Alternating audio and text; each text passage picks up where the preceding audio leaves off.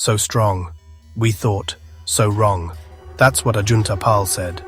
Before there was Palpatine, before Vader, before the Sith even had their name, there was a Jedi. Not just any Jedi, a Master, a man who reached into the unknown and never came back. This is the tragic rise and fall of Ajunta Pall, the very first Dark Lord of the Sith.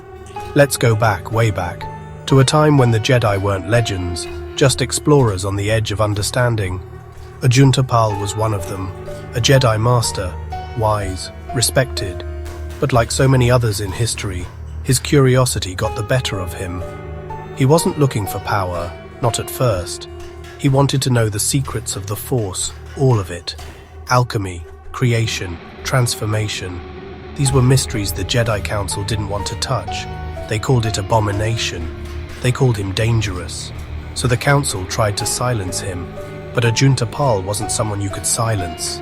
He rebelled, and when he did, others followed.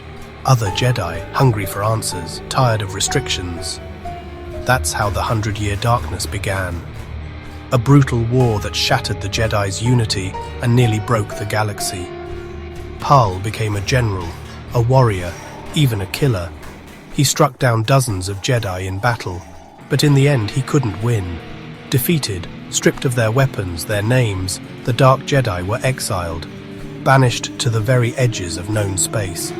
And that's where the real story begins. Far from the Republic, Pall and his followers stumbled onto a red barren planet called Korriban. It wasn't empty though. A fierce, primitive warrior race lived there, the Sith. They weren't the Sith we know, not yet, but they were strong in the Force. At first the Sith resisted these outsiders, but Ajunta Pall was persuasive and honestly, brutal.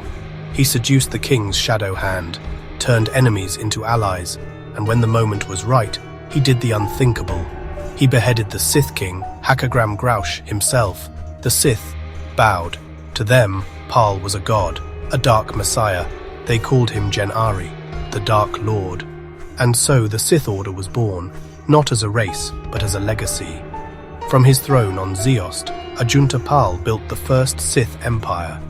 His power spread like wildfire, over systems, worlds, entire civilizations. He taught the Sith the secrets he'd learned, twisted the Jedi code into something new. Not peace but power, not serenity but domination. He was worshipped, feared, immortalized, but deep down, never fulfilled. When he died, his body was returned to Korriban, sealed in a tomb among Dark Lords. But even death wasn't the end for Ajunta Pall. Through dark alchemy his spirit endured, trapped, tormented by regret. Centuries later, a Jedi named Revan entered that tomb, searching for an ancient blade. What he found was a voice in the shadows. Ajunta Pall, no longer the conqueror, now just a soul drowning in sorrow. He spoke of regret, of failure, of how the Sith betrayed themselves, how pride, not justice, destroyed them. And in one final haunting moment, Ajunta Pall turned away from the dark.